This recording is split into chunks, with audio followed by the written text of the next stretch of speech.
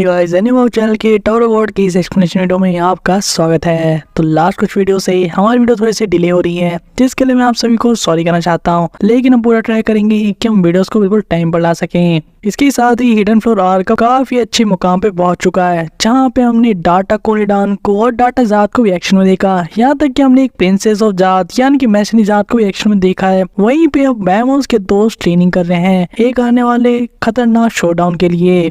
और अब स्टोरी में आगे बढ़ने से पहले नीचे वाला बटन दबा दें ताकि चैनल सब्सक्राइब हो जाए और आपको नोटिफिकेशन मिलती रहे और स्टोरी में आगे बने रहे।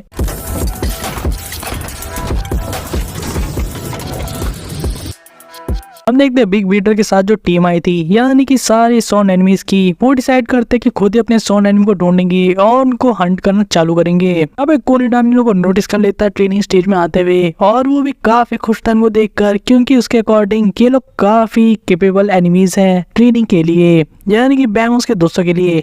जहाँ पे वो बैम को कहता है कि सन ऑफ वी, तुम्हारे जाने दुश्मन यहाँ पर है और मैं चाहता हूँ कि तुम उनसे फाइट करो, लेकिन मेरी एक छोटी शर्त है, तुम्हें सिर्फ वही स्किल को यूज करना है जो तुमने अभी मुझसे सीखा है। जो सुन के तो बैम काफी शॉक हो गया था और एंडोर से भी दूर से ये सब बातों को सुन रही थी।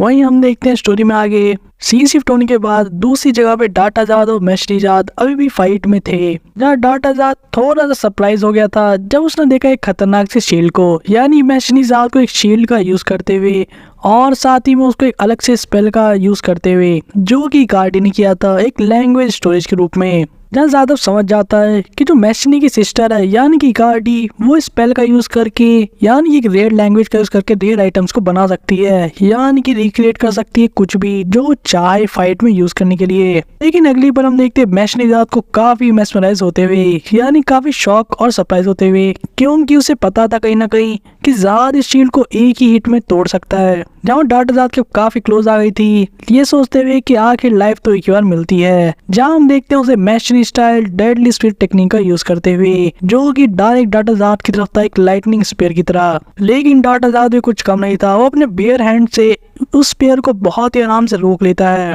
जो एक स्माइल के साथ कह रहा था कि काफी स्लो अटैक है। जब मैश ने अपने अटैक से ब्लॉक होते हुए देखकर तो पीछे हट जाती है, लेकिन हम देखते हैं डाटा जात को उस अटैक को अपने हाथों से क्रश करते हुए, जिसके से वहाँ पे लाइटनिंग का एक काफी बड़ा धमाका भी होता है। लेकिन अगले पल हम काफी ज्यादा शॉक हो जाते हैं जब डाटा जात कहता है कि तुम्हें पता था कि तुम्हारा अटैक काम नहीं करने वाला और तुम हारने वाले हो, फिर भी तुमने मेरे ऊपर अटैक किया। यानी कि मैशनी जात को भी पता था कि उसके अटैक साथ क्या होने वाला है। वही डाटा जात पूछता है तुम एक प्रिंसेस ऑफ जात हो, तो आखिर तुम मुझसे फाइट क्यों कर रही हो। जब फाइनली मैशनी जात अपना रीजन बताती है और कहती है कि जिस मोमेंट पे उसे किंग का यानी कि बाहर में टावर में जो किंग जात है उसकी पावर मिली थी, उस टाइम पे उसे ऐसा फील हुआ था कि एंडलेस पावर का क्या करना है। वो चाहती थी काश उसके जीवन में एक बार भी वो अपने स्पेल का यूज कर सके डाटा जात पे, सॉरी किंग जात के ऊपर। लेकिन जैसे रूल्स और रेगुलेशन है टावर में और ऐसे सर्कमस्टांसेस हैं कि आउटसाइड में यानी कि टावर में कभी भी किंग से फाइट नहीं कर सकती, ये उसकी किस्मत में नहीं है। और इसीलिए उसका डाटा वर्जन यहाँ पे उस ख्वाहिश को पूरा करना चाहता है डाटा जात से फाइट करके। जो सुनकर डाटा जात को भी थोड़ी सी हंसी आ जाती है और वो कहता है कि अब तुम्हें कैसा फील हो रहा है। फिर जब हम देखते हैं मैशनी जात के डाटा को ही कहते हुए कि कैसे वो थोड़ी सी डरी हुई है, लेकिन वो अंदर से काफी एक्साइटेड और खुश भी है। जहाँ अगली पल वो अपनी जीभ से एक लाइटनिंग पिन निकालती है, जैसे कि रैन खाया करता था, और वो उसे भी खा लेती है। और हम देखते हैं अलग सा लाइटनिंग सर्ज, यानी कि पावर लेवल का एक अलग ही लेवल। जब अगली बार मैशनी जात को एडमिट करते हुए देखते हैं कि चाहे वो कुछ भी कर ले, डाटा जात को रोकना इम्पॉसिबल है, और इसीलिए वो जो भी उसके पास कर सकती है पॉसिबली वो सब चीजें करेगी ताकि वो थोड़ा सा टाइम बाय कर सके बाकी लोगों के लिए आगे निकलने के लिए। जब हम देखते हैं डाटा जात भी इसको एंजॉय कर रहा था और कह रहा था कि अगर ऐसा है तो ठीक है, मैं भी देखना चाहता हूँ तुम क्या कर सकती हो। और वो रिवील होता है कैसे अंडरग्राउंड से इसी सेम मोमेंट पे बाकी लोग जा रहे थे दूसरी तरफ, जहाँ पे हमें ये चीज साची बताता है कि कैसे वो जो अटैक किया था उसने वाइन से, वो एक अटैक नहीं था डाटा जात के ऊपर, बल्कि एक कवर अप था ताकि वो इस केव का यूज करके वहां से निकल सके। जहाँ साची का ये भी कहना था कि इनको जल्दी करनी चाहिए, क्योंकि मैशनी जात बहुत ज्यादा देर तक नहीं रोक पाएगी डाटा जात को, जिस बात से बोरो भी एग्री करता है। और ऊपर हम देख रहे थे लाइटनिंग अटैक्स को, जहाँ पे मैशनी जात अपनी पूरी पोटेंशियल का यूज करके डाटा जात से फाइट कर रही थी इस पॉइंट पे। जहाँ हमारे लिए तो लाइटनिंग अटैक्स काफी ज्यादा फास्ट थे, लेकिन हम देखते हैं डाटाजार्ड अपने बेयर हैंड से इन सारे अटैक को बहुत ही आराम से ब्लॉक कर रहा था। हम एक स्पेशल अटैक भी देखते हैं जिसको जाना जाता है ट्रांसेंडल स्किल के नाम से, जो कि मैशनिंग का एक स्पेशल स्टाइल स्पेयर टेक्निक थी, जहाँ पे इसका नाम था ग्रेट स्पेयर ऑफ डॉन। हम देखते हैं बड़े बड़े बादलों को ऊपर आसमान बनते हुए, जहाँ से काफी बड़ी बिजली का अटैक सीधे डाटाजार्ड के ऊपर होता है, जहाँ पे डाटाजार्ड भी ये चीज मानता है कि कैसे मैशनिंग पहले से भी काफी फास्ट हो चुकी है, लेकिन इतना काफी नहीं था क्योंकि उसके लिए ये भी काफी हल्का था। हम देखते हैं अटैक वो बिना डॉज किए भी अपने ऊपर ले लेता है और ये कहते हुए कि इससे उसे कुछ फर्क ही नहीं हुआ, यानी कि जैसे कुछ फील ही ना हुआ इस अटैक की वजह से। वही डाटाजार्ड का ये भी कहना था कि फिर भी तुम यहाँ तक मैनेज कर पाई पहुँचने तक, तो मैं तुम्हें कहूंगा कि तुमने काफी अच्छा काम किया है। और सीखा तो कहता है तुम इसे कॉम्प्लीमेंट समझ सकती हो, मैं तुम्हें अपनी एक रियल स्किल दिखाऊंगा। डायरेक्टर मैशनिव काफी क्लोजली अटैक के पोजीशन में थी डाटाजार्ड के। हम देखते मार्को और रिकार्डी को ये चीज नोटिस करते हुए, जहाँ पे मार्को से बचाने के लिए जाना चाहता था लेकिन ऐसा कर पाता उससे पहले डाटाजार्ड अपना रेयर अटैक कर देता है, जिसका नाम था लिकेसियस नीडल स्टाइल जहाज अटैक, जो अपने आप में इतना डिस्ट्रक्टिव था कि हम इससे पहले कुछ समझ पाए। हम देखते दूर हटने पर वहाँ पे कोई भी नहीं था, जहाँ पे डाटाजार्ड अब दूसरी तरफ देख के कह रहा था, यानी कि जमीन के अंदर कि अब तुम्हारी बारी है चूहो, जहाँ पे शायद उसे भी बात पता थी कि वो लोग नीचे से भागने की कोशिश कर रहे हैं। और भी जब सीन शिफ्ट होता है हम देखते हैं कि जानी दुश्मन को, यानी कि बैम्स की टीम के सामने जो दूसरी विलन्स की टीम थी, जहाँ वो कहते हैं कि फाइट शुरू करने का टाइम आ गया है। कुनिडान ने अपनी इलेक्ट्रिसिटी का यूज करके इन सभी को टेलीपोर्ट कर देता है एक तरीके से इनके सोन एनिमी के सामने, जहाँ हम देखते रैक और कून को और दूसरी तरफ बैम को और इन लोगों को इनके सामने आते हुए। इतना ही नहीं, एंडोर्सी और फार्ट्सो के सामने भी उनके विलन्स थे जिनसे उन्हें फाइट करनी थी। या सबसे पहले हम देखते हैं कि रैक और कून के सामने वियोल था, यानी कि बैम का सोन एनिमी, जिन्हें देख के तो काफी सरप्राइज हुए थे। वहीं दूसरी तरफ काइसा के सामने बैम था, जो कह रही थी कि आखिर मेरे भाई के अलावा तुम मेरे सामने क्यों हो। जब बैम को याद नहीं पता थी, लेकिन उसका कहना था कि शायद लॉर्ड एडा ने मुझे यहाँ पे भेजा ताकि मैं तुमसे फाइट कर सकूं। जहाँ पहली बार देखता कि कून की सिस्टर कौन है। वहीं काइसा इस बात को सुन के, यानी कि अपने फादर कुनिडान के नाम सुनने कहती है कि भला हमारे फैमिली लीडर यहाँ पे क्या कर रहे हैं। कुनिडान दूर से चिल्लाते के बाद कहता है कि मुझे लगा कि तुम शायद अपने सोन एनिमीज को अटैक करते थोड़ा सा ऑकवर्ड फील करोगे, इसलिए मैंने तुम्हें दूसरे एनिमीज दिए ताकि तुम उस स्किल का यूज कर सको जो मैंने तुम्हें सिखाया है। जाओ इस टाइम में अपने ग्रेप्स को यानी कि अंगूर को एंजॉय कर रहा था, कह रहा था कि तुम लोग जो करना चाहते हो कर लो, मैं बीच में इन्वॉल्व नहीं होने वाला। वहीं दूसरी तरफ फाइट चालू हो जाती है। हम देखते सबसे पहले काइसा को, जिसने बैम के ऊपर अपनी नाइफ से अटैक कर दिया था। काइसा कहती कि जब वो देख रहे हैं यानी कि इनके फादर, तब तो बिल्कुल लूज नहीं कर सकती और वो बैम को मारेगी ताकि अपने भाई तक पहुंच सके, यानी कि कून से बदला ले सके। यहाँ पे अब बैम भी अपने काउंटर अटैक को रेडी कर रहा था, यानी कि अपनी ऑर्ब को फॉर्म कर रहा था, जो कि स्किल उसने सीखी थी कुनिडान से। बैम इस प्रोसेस में थोड़ी सी बात भी करने की कोशिश करता है काइसा से, पूछते हुए कि ऐसे तो मैं समझता हूँ कि तुम अपने भाई से क्यों नफरत करती हो, लेकिन वो एक बात यहाँ पे क्लियर कर देता है। वो एक थ्रेट देते हुए कि अगर तुमने दोबारा से खून को हार्म करने की कोशिश की तो मैं वो सब कुछ करूंगा तुम्हें रोकने के लिए जो भी मेरे बस में होगा। जहाँ पे कुनिडान के साथ हम भी नोटिस करते हैं कि जो बैम ने ऑर्ब क्रिएट किया था उसका कलर चेंज हो गया था, यानी कि पहले से काफी ज्यादा अलग ही लेवल का और काफी खतरनाक भी। काइसा भी देख लेती है कि जो ऑर्ब है वो शिनशु का बना हुआ है, जो कि काफी पावरफुल था। वहीं पे बैम कहता है कि जैसे मैंने थोड़ी देर पहले किया था, मैं मैक्सिमाइज करूंगा शिनशु को इस ऑर्ब का यूज करके, यानी कि इसे मेंटेन रख के अटैक करूंगा। जहाँ हम ठीक ऐसे होते हुए देखते हैं जब काफी सारे ऑर्ब के शिनशु फ्लो करता है सीधे काइसा की तरफ, जो कि अपने साथ एक काफी बड़े लेवल का डिस्ट्रक्शन लेकर आते हैं। जहाँ हम देखते काइसा को खत्म होते हुए। उसके आखिरी शब्द कुछ ऐसे थे कि व्हाट द हेल, आखिर ये चीज है क्या। वहीं पे अब हमें ये चीज पता लगती है कि एक्चुअल में बैम ने जो अटैक किया था वो उसने मिस कर दिया था, लेकिन काइसा अब काफी डर चुकी थी क्योंकि उसे पता था कि अगर इस तरह का अटैक उसे हिट किया तो वो नहीं बचने वाली। वहीं पे बैम सोच रहा था कि काफी हार्डर है जितना उसने सोचा था इसे कंट्रोल करने के लिए, यानी कि इस अटैक को। जहाँ हम देखते उसकी नाइफ टूट चुकी थी और काइसा में सही में खौफ पैदा हो चुका था क्योंकि उसे पता था कि जैसे ही अटैक उसे टच करेगा वो फटाफट गायब हो जाएगी। जहाँ बैम भी काफी डिटरमाइंड था कि अगले अटैक को काफी अच्छे से कंट्रोल करने वाला बिना किसी मिस्टेक के। लेकिन तभी कुछ अजीब होता है, हम देखते काइसा को सरेंडर करते हुए, जहाँ बैम को तो कुछ समझ में नहीं आ रहा था, लेकिन काइसा एक्सप्लेन करती है कि काफी ऑब्वियस है कि आउटकम क्या होने वाला है, यानी कि इस बैटल क्या रिजल्ट होगा, क्योंकि तुम्हारी स्किल काफी अनफेयर है मेरे सामने और ऐसा हो ही नहीं सकता कि मैं तुम्हें हरा दूं। और यहाँ पे पूछती है कि मुझे लगता नहीं तुम किसी 10 फैमिली से बिलोंग करते हो, तो आखिर तुम हो कौन। वही सी वेट भी डिस्कशन के बीच में काफी बड़ा धमाका होता है। जहाँ अगली पल हम देखते काफी बड़ी फिश को कटा हुआ, जहाँ की समझ में आता कि आखिर डिवाइन सी फिश यहाँ क्या कर रही है। वही दूसरी तरफ हम देखते कून को और रैक को फाइट करते वियोल से, यानी कि बैम के जानी दुश्मन से, जो कि अलग अलग तरह का अटैक कर रहे थे, लेकिन वियोल भी भारी तो पड़ ही रहा था। यहाँ पे वियोल के और अटैक की वजह से कून और एलिगेटर यहाँ पे डिसाइड करते कि उन्हें यहाँ से भागना पड़ेगा ताकि इसको अवॉइड कर सके। कून का कहना था कि जब तक वो ऐसे उड़ते रहेगा यानी अपनी फ्लाइंग चिंचू का यूज करके वो उसे नहीं हरा सकते। वहीं पे एलिगेटर कहना था यानी कि रैक का क्यों ना उसे जस्ट नीचे गिरा दे। जहाँ पे कून थोड़ा सा इरिटेट हो गया था, कहता कि तुम स्पेयर बेरर हो, तुम्हारा काम उसे नीचे गिराना। रैक कहता बोला मैं ऐसा कैसे कर सकता हूँ, इतना फास्ट है। जहाँ दोनों जान बचा के भाग रहे थे लेकिन साथ में लड़ भी रहे थे एक दूसरे को ब्लेम करते हुए। लेकिन उसी वक्त कून को कुछ रियलाइज होता है और हम देखते वियोल के जस्ट पीछे था अपना अटैक रेडी करते हुए, यानी कि काफी क्लोज रेंज में वो कून को खत्म करने वाला था। जहाँ उस अटैक को होते देखते भी हैं जो कि डायरेक्ट हिट करता है कून को। रैक भी कुछ नहीं कर पाता इस पल में, सिर्फ चिल्लाने के अलावा ब्लू टर्टल। लेकिन जो एंगल रैक के अंदर आया था उसकी वजह से हम देखते उसे एक स्टोन का एक शेप क्रिएट करते हुए, जहाँ पे उस शेप का क्रिएट करके वो दूसरे अटैक को न्यूट्रलाइज कर देता है। यानी कि वियोल जो दूसरा अटैक कून के ऊपर करने वाला था, कून भी नोटिस करता है कि रैक ने स्टोन से एक शेप बना ली है। जो चीज देखने का रैक भी काफी खुश होता है और कहता है देखा टर्टल, मैंने कर दिखाया, मैंने कहा था ना मैं अगर रॉक खाऊंगा तो मैं रॉक बना भी सकता हूँ।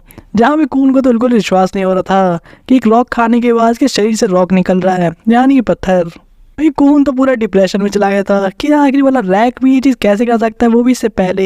वहीं पे रैक तक काफी खुश था, जो कह रहा था कि देखा तुमने, देखा मैं कितना कमाल का हूँ, मैं तुम सभी टर्टल से काफी अलग हूँ। वहीं पे वियोल अपना दूसरा अटैक अब रैक की तरफ करने वाला था। हम देखते रैक को कहते हुए कि कम आउट रैक, लेकिन इस बार कोई पत्थर बाहर नहीं आता और रैक को डायरेक्ट अटैक लगता है, जो खान गया तो दूर जाके गिरता है। वहीं पे वियोल रुकने वाला नहीं था। हम देखते उसे अपने ऑर्ब के शिंशु का यूज करके सीधे कून के ऊपर अटैक करते हुए, जहाँ अपने लाइट हाउस का यूज करके एक शील्ड तो बना लेता है, लेकिन वो उतना काम का भी नहीं था। वहीं पे कून को अभी चीज बिल्कुल पसंद नहीं आ रही थी कि रैक भी कोई चीज कर सकता है, लेकिन कून नहीं कर पाया और ये चीज उसके प्राइड को हर्ट करती है, यानी कि उसके ईगो को भी एक तरीके से। उसके मन में थॉट चलती कि कैसे वो एक अकेला रीजन है जो कि बैम की प्रोग्रेस को स्लो कर रहा है। उसकी वजह सिर्फ एक ही रीजन है, क्योंकि वो हमेशा से मानते आ रहा है कि सारी चीजें काफी यूजलेस है उसके लिए, यानी कि वो एट्रीब्यूट जो उसको उसकी फैमिली से मिले हैं। जब हम कुछ फ्लैशबैक देखते हैं कैरेक्टर के साथ, जो कि उसको कह रही थी कि कैसे कून ने वापस एक क्लासेस मिस कर दी ताकि इस जगह पर आ सके।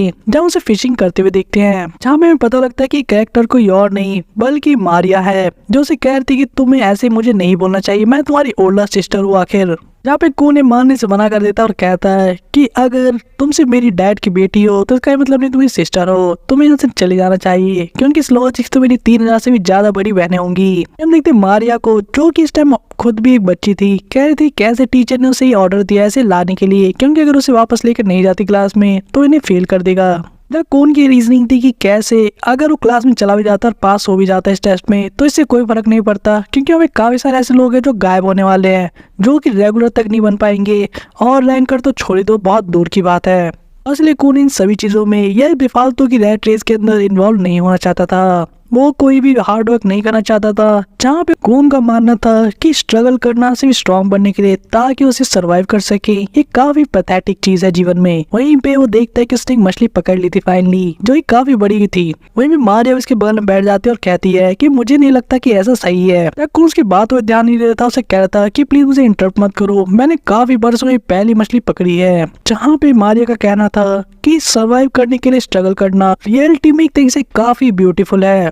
कून इस चीज में थोड़ा इंटरेस्टेड हो गया था सुनने में। जहाँ पे मारिया का पर्सपेक्टिव ये था कि कैसे जब लोग ऑब्सेस्ड हो जाते हैं अपनी लाइफ के साथ तभी वो अपने रियल और ट्रू को फाइंड को सेल्फ कर पाते हैं। जब मारिया का पर्सपेक्टिव ये था कि कैसे जब लोग अपने जीवन को बचाने के लिए ऑब्सेस्ड हो जाते हैं तभी अपने ट्रू सेल्फ को फाइंड कर पाते हैं कि वो असल में कौन है। जहाँ हम देखते हैं इस पल में जो मछली थी वो भी बच के निकल जाती है, जहाँ पे एक तरीके से एक सिंबलाइजेशन था जो मारिया कह रही थी। वहीं में कौन थोड़ा सा गुस्सा हो गया था क्योंकि उसने अपनी मछली को जो उसने पकड़ा था वो बच के निकल गई। लेकिन लाइफ तो जरूर इसके लिए ब्यूटीफुल है क्योंकि वो स्ट्रगल करे सरवाइव करने के लिए। वहीं प्रेजेंट में हम देखते हैं वियोल काफी अब अटैक को खतरनाक कर चुका था, जहाँ पे बैम कि जैसी स्किल रियोल के पास भी थी और कून को रोकना अपनी लाइट हाउस का यूज करके अब काफी डिफिकल्ट हो चुका था। जो उसे इस पॉइंट पे वो बातें याद आती, यानी कि माने की गई वो बातें कि कैसे उसे अभी तक वो चीजें नहीं मिली है, वो योग्य चीजें जिसके लिए स्ट्रगल कर सके अपनी लाइफ में। उस वर्दी गोल को ढूंढने के लिए शायद ऐसा भी हो सकता है कि पहले कून को स्ट्रगल करना होगा स्ट्रॉन्ग बनने के लिए, और वो तभी चाहे उस चीज को फाइंड कर सके अपने जीवन के अंदर। और वो पल आ चुका है जहाँ से वो शायद वो रीजन, वो योग्य चीज, वो गोल मिल चुका है उसकी लाइफ में, जिसके लिए वो सरवाइव कर सके और स्ट्रॉन्ग बन सके। उसे हांसुंग की एडवाइस भी याद आती, जिसने कहा था कि तुम्हें जो पावर अपनी फैमिली से मिली है तुम्हें उसे एक्सेप्ट करना चाहिए और उसे एम्ब्रेस करना चाहिए, ताकि तुम उसका यूज करके शिनशू के और भी पावरफुल अटैक कर सको। जब कून अभी तक इस चीजों को इग्नोर करते आ रहा था, ताकि जो उसका अपना है वो सिर्फ उसी को होन कर सके, उस स्किल को अच्छा कर सके और उसे यूज कर सके अपनी लाइफ में। लेकिन वो फाइनली डिसाइड करता है कि वो आइस स्पेयर का यूज करेगा। उसे पता था कि वो आइस स्पेयर का यूज तो नहीं कर सकता, लेकिन वो एक दूसरे स्पेयर में अपने शिनशू को यूज करके, यानी कि इन्फ्यूज करके एक तरीके का आइस शिनशू बना सकता है। वो फाइनली एडमिट कर लेता अपने मन में कि कैसे वो बिना किसी उम्मीद के स्ट्रगल नहीं करना चाहता था, लेकिन शायद उसे वो रीजन मिल चुका है। जहाँ हम देखते हैं उसे एक अटैक का यूज करते हुए, यानी कि फ्रीज करते हुए, जहाँ उसके पास अभी कन्विक्शन थी इन सभी चीजों को सीखने की। और हम देखते हैं स्पेयर को ठंडा होके पूरा जमते हुए, जो देखकर तो रैक और वियोल दोनों ही सरप्राइज हो गए थे। आसपास काफी ज्यादा बर्फ जम गई थी। हम देखते हैं कून को फाइनली अपने रियल शिनशू और स्किल का यूज करते हुए, यानी कि आइस स्पेयर का यूज करते हुए, जो देख के तो कूनिडान भी काफी इम्प्रेस होता है।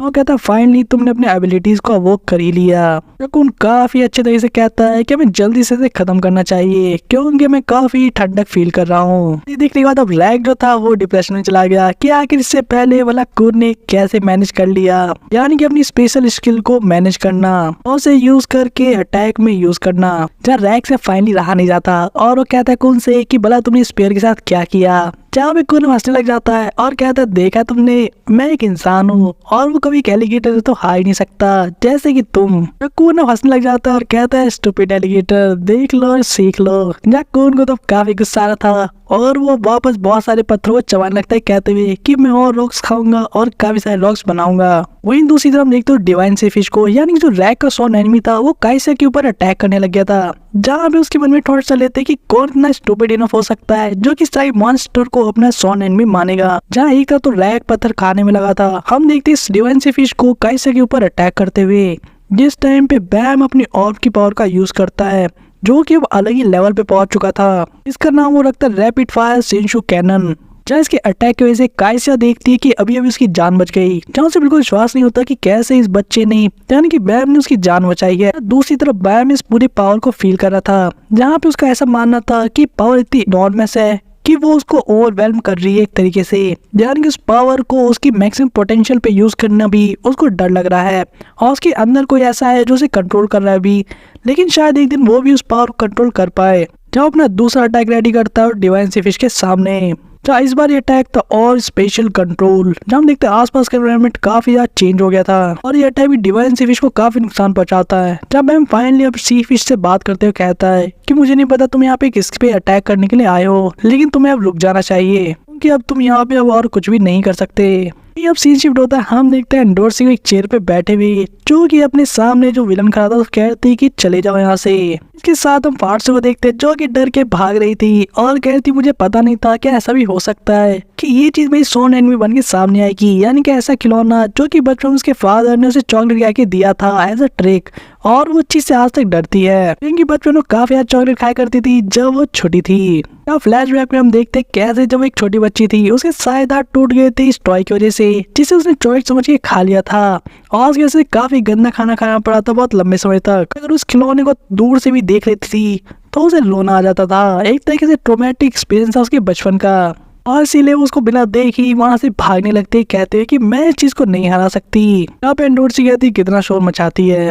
वहीं पे हम देखते हैं हम इसके सामने खड़े जान दुश्मन को, जहाँ पे एंडोर्सी से पूछते हैं कि आखिर तुम कौन हो। इस पर्सन का कहना था कि तुम मेरी सोन एनिमी तो बिल्कुल नहीं हो, तो आखिर तुम हो कौन। जहाँ पे एंडोर्सी जवाब देती है कि जो मेरा सोन एनिमी है वो मेरी पॉकेट में इस वक्त। हमें इस एनिमी के बारे में जानने मिलता है कि कैसे इसका नाम फोनसेकल यूरे है, जो कि फॉन्सिगल फैमिली से आता है। दूसरी इवेंट हम देखते हैं स्लीपी हेड को इनके सामने आते हुए, जहाँ पे स्लीपी हेड काफी सीरियस थी पहली बार, जो कह रही थी मुझे ऐसा फील हुआ कि कोई यहाँ पे है जो मुझे सही से सुनने नहीं देगा और इसका सिर्फ एक ही मतलब है कि तुम मेरे सॉन एनिमी हो। जहाँ पता लगता है कि ये आंसू का नहीं बल्कि स्लीपी हेड का सॉन एनिमी था और कोई और नहीं बल्कि स्लीपी हेड के अंकल थे। एंडोर्स इस बात को सुन के काफी सरप्राइज होती है कि तुम्हारे अंकल तुम्हारे जाने दुश्मन कैसे हो सकते हैं। जो स्लीपी हेड का कहना था यस प्रिंसेस, ये मेरा फैमिली मैटर है तो तुम इसे मेरे ऊपर ही छोड़ दो। जहाँ पेंडोसी को लगता है कितनी अजीब बात है। अभी हम देखते हैं फॉन्सेगल को अटैक करते हुए, जो कि काफी खतरनाक तो था, जो सीधे स्लीपी हेड की तरफ जाता है। जहाँ पे ये बंदा कहता है कि कैसे मैं यहाँ पर, उसका सिर्फ एक ही मतलब है कि तुम अभी भी मेरे बारे में काफी सोचती हो हीरोरे।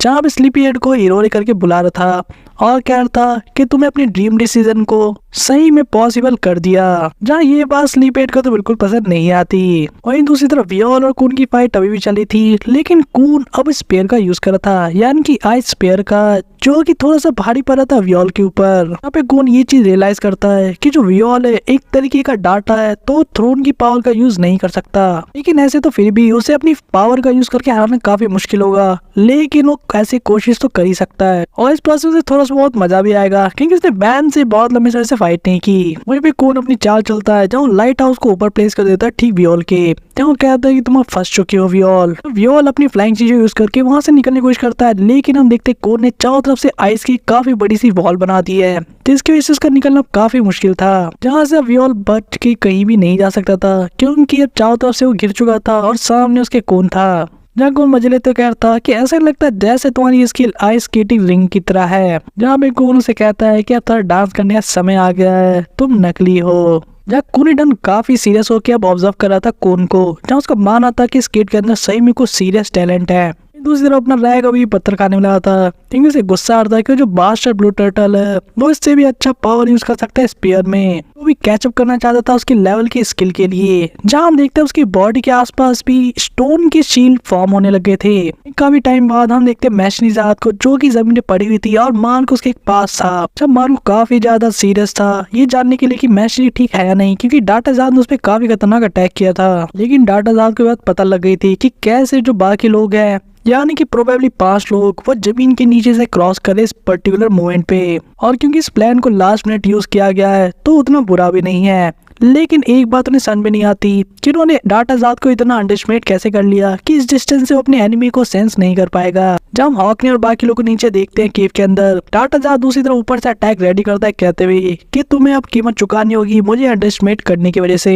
लेकिन ऐसे कर पाता हम देखते पीछे से एक आवाज को, जो कि रुकने की थी और एक कोई और नहीं बल्कि मैशनीजाद की थी, जो कह रही थी कि अभी सब चीजें खत्म नहीं हुई हैं। आपको भी काफी शौक था। वहीं पे हम देखते मैशनी जो काफी स्कैरी लग रही थी और कह रही थी कि मेरा काम अभी खत्म नहीं हुआ और मैं काफी इंजॉय कर रही हूँ इस चीज को। डाटाजाद को भी अब ये बात समझ में आ गई थी कि अगर वो मैशनी को रोकना चाहता है तो उसे सही में उसे खत्म करना होगा। जहाँ इसी पॉइंट के साथ ये चैप्टर भी यहीं पे फिनिश हो जाता है। ऐसे तो फाइट अब काफी इंटेंस होती जा रही है हिडन फ्लोरा के अंदर। जहाँ डाटाजाद को भी हमने एक्शन में देखा, हमने इसकी आंखें देखी पहली बार, वो भी मैशनीजाद की वजह से। वहीं पे सोचा अगर मैशनीजाद इतनी कम एज में इतनी पावरफुल हो सकती है तो टावर के बाहर कितनी पावरफुल होगी। वहीं पे हमने देखा कून के आइस स्पेयर को भी, जो कि अपने आप में एक अल्टीमेट मूव जैसा है। वहीं पे सबसे क्रेजी चीज तो रैग की है, जो कि पत्थर खा रहा है और पत्थर बना रहा है। वहीं पे कूनिडन भी काफी एंजॉय करे इन सभी चीजों को ऑब्जर्व करके।